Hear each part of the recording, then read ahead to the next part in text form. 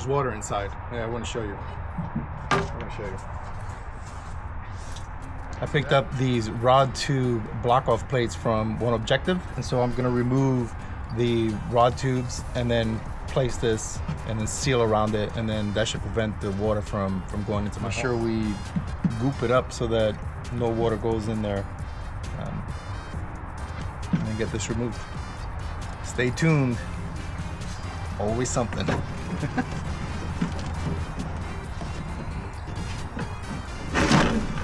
you go. Comes right out.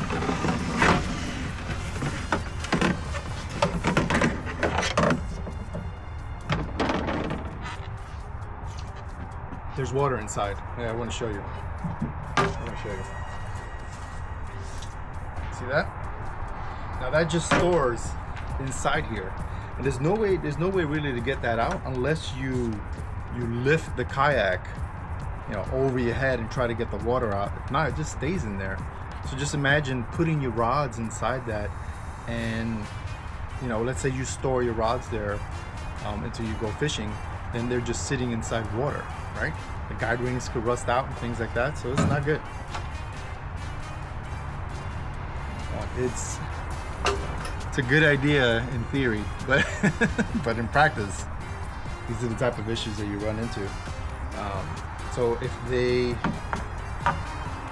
increased it or decreased one of them, and blocked this off, the water, the chances of the water going up to the top is very rare. But this bottom one, you're gonna get water in there every single time. The glue.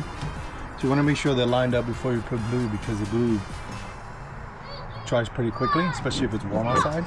So.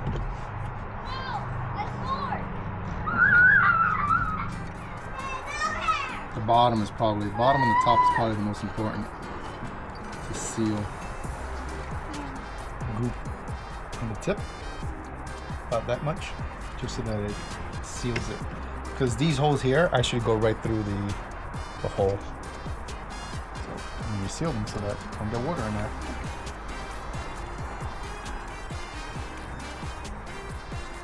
And that's it. So hopefully this solves your issue if you're getting water inside your hole because of the rod holders or the rod tubes. And plus, you shouldn't have your rods sitting in water for a very long time. So until next time, let me know if this helps you. That's great.